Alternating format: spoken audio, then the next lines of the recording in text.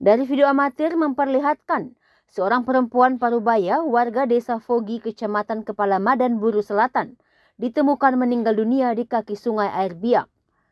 Tarti Koleng Susu ditemukan meninggal dunia setelah diduga diterkam buaya saat menyeberangi sungai tersebut dengan berenang bersama rekan-rekannya.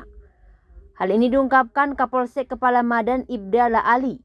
Kejadian berawal ketika korban bersama beberapa rekan korban hendak memetik sayur di area kaki sungai Air Biak pada Rabu 12 Maret 2025 pukul 8:20 waktu Indonesia Timur. Selang 1 jam kemudian korban bersama rekan-rekannya menyeberangi sungai Air Biak dengan cara berenang agar mendapatkan daun sayur yang lebih banyak. Korban yang berada paling belakang saat berenang naas diterkam buaya. Atas nama Tarti Koleng Susu dan kedua saksi atas nama Wati Titawail dan Anissa Eli.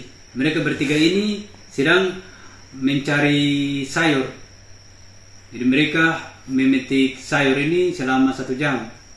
Kemudian korban menyampaikan kepada kedua saksi untuk menyeberang di seberang, di tepi sungai seberang untuk mencari sayur.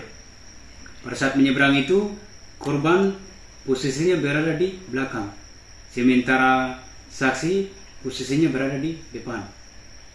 Pada saat sampai di tepian sungai, kedua saksi ini mendengarkan suara korban meminta tolong. Kedua saksi ini sempat menolong korban dengan cara menarik, namun tidak bisa karena merasa berat. Berselang 2 jam kemudian, polisi dan warga yang mengetahui kejadian itu langsung bergegas ke lokasi kejadian. Berbagai upaya dilakukan untuk menyelamatkan, namun korban sudah lebih dulu ditemukan meninggal dunia. Korban langsung dievakuasi ke rumahnya untuk dimakamkan, sementara buaya diketahui masih berkeliaran di sungai tersebut. Dari Namrole, Buru Selatan, kontributor TVRI Eden Stasi Jawa melaporkan.